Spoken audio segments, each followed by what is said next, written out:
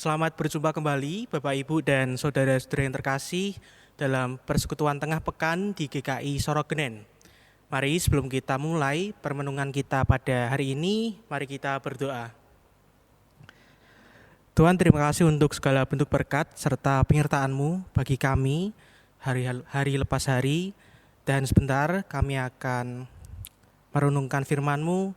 Kiranya apa yang kami dengar, apa yang kami baca, dan apa yang kami renungkan dapat kami resapi dalam kehidupan kami sehari-hari. Terima kasih ya Tuhan, hanya di dalam nama-Mu, Tuhan Yesus Kristus, kami mengangkat doa ini. Amin. Ya baik Bapak Ibu, bacaan yang diambil dari Lukas pasal 10 ayat 38 sampai 42. Lukas pasal 10 ayat 38 sampai 42. Ketika Yesus dan murid-muridnya dalam perjalanan, tibalah ia di sebuah kampung. Seorang perempuan yang bernama Marta menerima dia di rumahnya. Perempuan itu mempunyai seorang saudara yang bernama Maria. Maria ini duduk dekat kaki Tuhan dan terus mendengarkan perkataannya. Sedang Marta sibuk sekali melayani.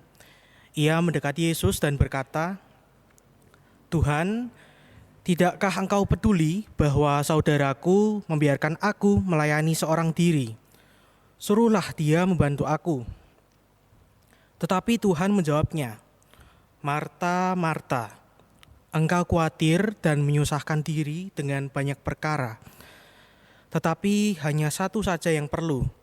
Maria telah memilih bagian yang terbaik yang tidak akan diambil daripadanya."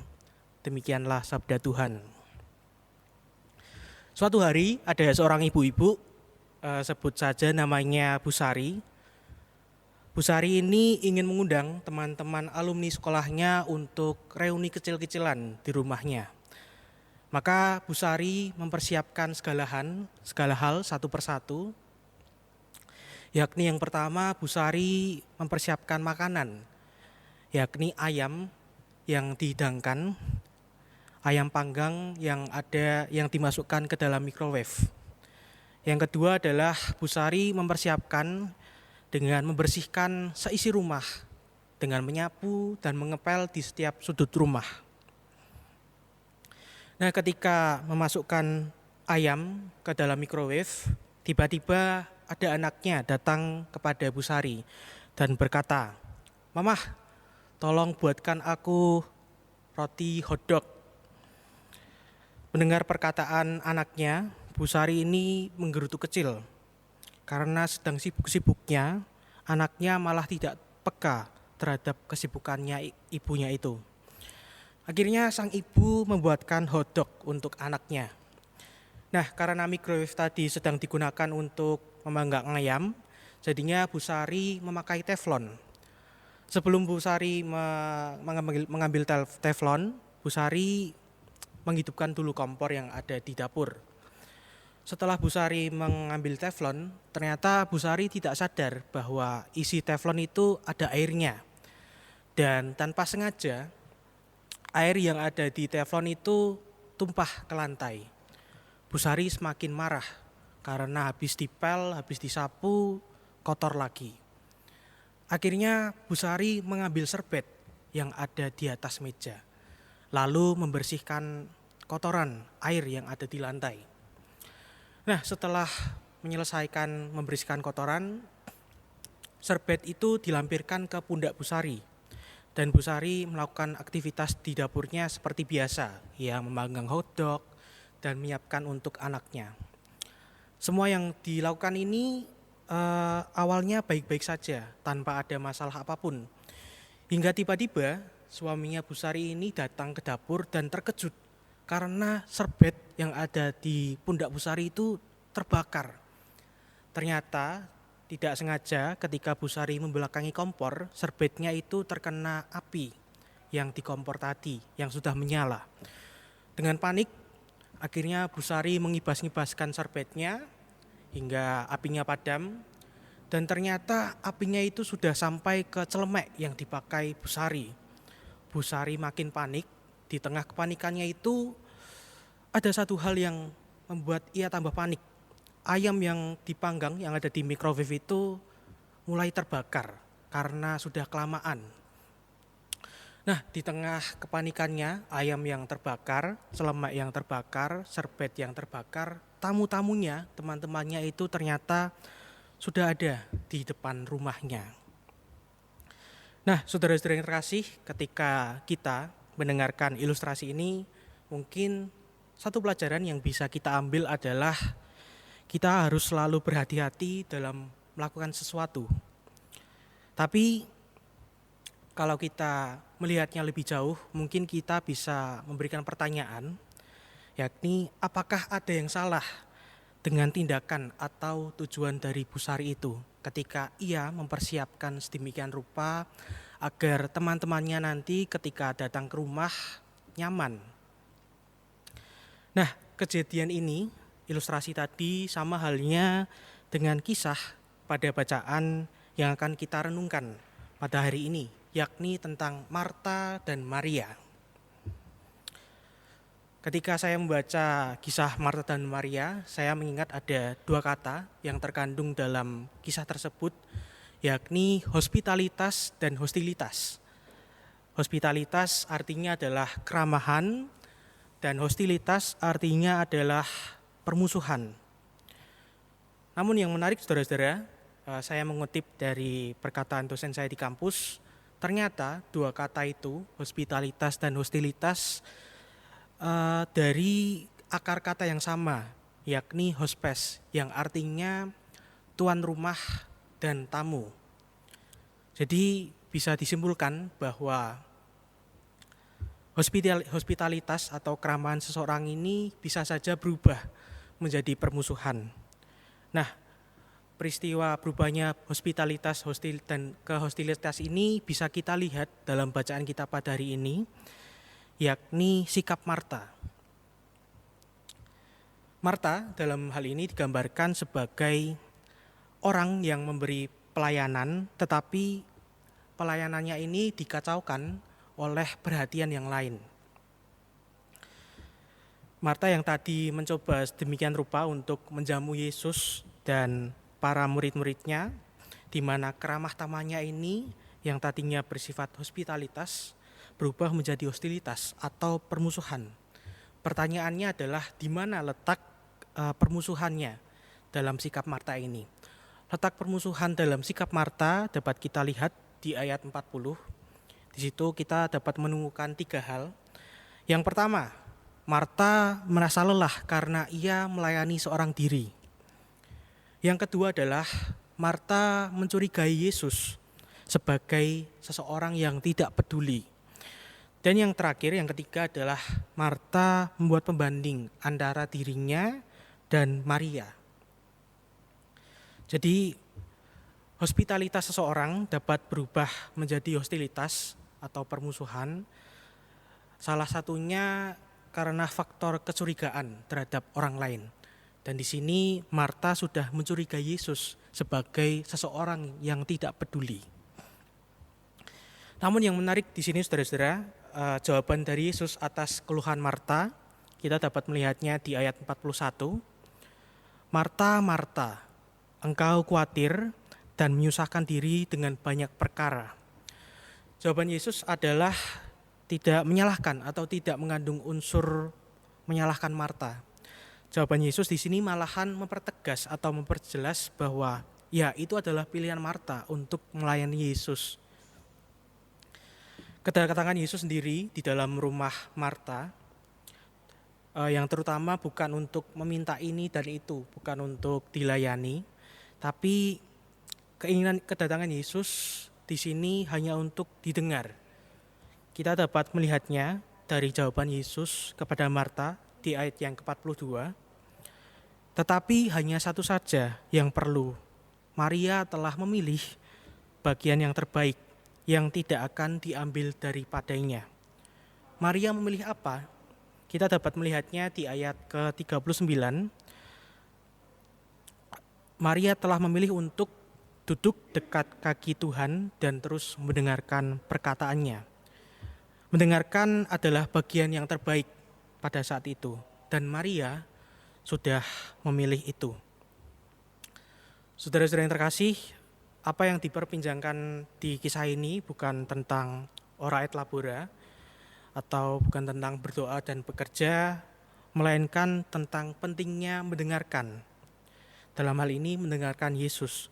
Perhatian kepada apa yang dikatakan Yesus pada saat ia berbicara tidak boleh dikalahkan oleh kesibukan yang ada. Lalu dalam kehidupan kita, yang paling dekat yakni keluarga. Terkadang kita sebagai orang tua atau kita sebagai anak masih terlampau sulit untuk mendengarkan setiap anggota keluarga kita. Misalnya saja kita sebagai orang tua. Bapak Ibu, bukankah sebagai orang tua seringkali mempersiapkan segala hal untuk anak kita menurut gambar dan rupa Bapak Ibu masing-masing? Misalnya ketika masih TK atau dalam proses sekolah. Nak, nanti kamu masuk TK yang ada di sana. Nanti kamu masuk SD yang ada di sini. Nanti kamu masuk SMP yang ada di sana, lalu ambil SMA ini. Lanjut di kuliah universitas itu. Ambil jurusan ini, lulus, jadi sarjana, dah jadi. Hidupmu akan lebih baik daripada mamah papa. Bukankah kita sebagai orang tua seringkali jatuh dalam keegoisan kita sendiri dengan embel-embel percaya sama mamah papa karena mamah papa ini sudah merasakan pahit dan manis kehidupan. Pernahkah kita untuk duduk dan mendengar setiap perkataan anak kita, setiap pendapat yang dikeluarkan oleh anak-anak, dan apa yang menjadi harapan, apa yang menjadi cita-cita mereka? Begitupun sebaliknya, kita sebagai anak seringkali terlampau sulit untuk mendengarkan dengan aktif apa yang dikatakan oleh orang tua kita masing-masing. Sang anak biasanya jatuh dalam keegoisan, yakni hidupku ya hidupku, pilihanku yang pilihanku. Yang penting mama papa kerja aja untuk menyukupi kebutuhanku. Nah, dalam hal ini anak-anak juga seringkali jatuh dalam keegoisannya sendiri. Pernahkah kita sebagai anak menyediakan telinga, menyediakan hati dan pikiran kita untuk mendengarkan orang tua kita? Itu tadi kalau dalam lingkup yang terkecil, yakni dalam keluarga. Mungkin kalau kita melihat dalam lingkup yang lebih luas, yakni dalam bergereja. Dalam pelayanan kita di gereja, terkadang kita sebagai aktivis, terkadang kita sebagai pelayan, atau terkadang kita sebagai pengurus komisi, penanggung jawab komisi, atau bahkan dalam hal ini pendeta, kita mungkin disibukkan untuk menyusun ini, kita disibukkan untuk menyusun konsep-konsep, atau kita disibukkan untuk menyusun RAB, mencari tema, menyusun acara, dan lain sebagainya. Atau bahkan sebagai pendeta mungkin terlalu sibuk untuk mengajari, atau terlalu sibuk untuk mengkhotbahi, atau terlalu sibuk untuk menasihati jemaatnya dengan hal-hal yang ada di Alkitab, dan mungkin sampai lupa untuk kita mencari waktu sendiri untuk kita mendengarkan apa sih yang Tuhan kehendaki dalam proses kehidupan kita, termasuk dalam pelayanan kita. Melayani sebagaimana yang Marta lakukan adalah baik adanya, tidak ada yang salah. Namun ketika pelayanan yang kita lakukan ini malah menjadikan kita khawatir dan menjadikan kesusahan bagi diri kita sendiri, maka pelayanan itu menjadi sia-sia. Mungkin dalam bergereja kita harus menjabat sebagai 2 jabatan sekaligus atau bahkan lebih, dan mungkin menjadikan kita terlalu sibuk, bisa saja sampai kita stres. Bukankah hospitalitas atau keramah tamahan kita bisa saja menjadi permusuhan, sama seperti apa yang dilakukan oleh Marta?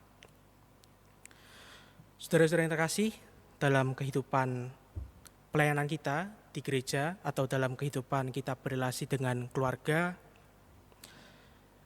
Ketika kita sudah mau sejenak untuk duduk diam dan mendengarkan, maka terus lakukanlah hal itu.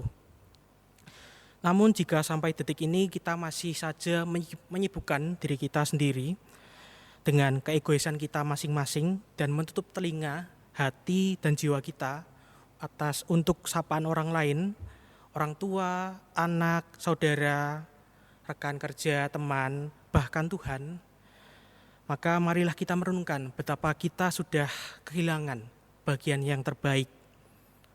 Sama halnya dengan ilustrasi di awal, ketika Busari tidak menggerutu dan mendengarkan dengan baik apa yang diminta anaknya, dan melakukan dengan baik apa yang diinginkan anaknya, apakah kejadian itu akan menimpanya atau tidak.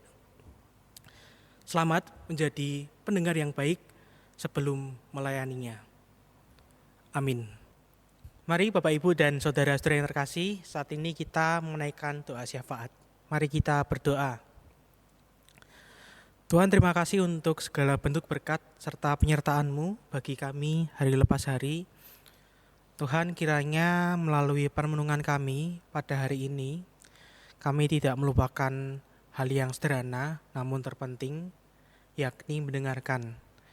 Kiranya Engkau juga membimbing kami agar kami tidak jatuh dalam keegoisan kami masing-masing.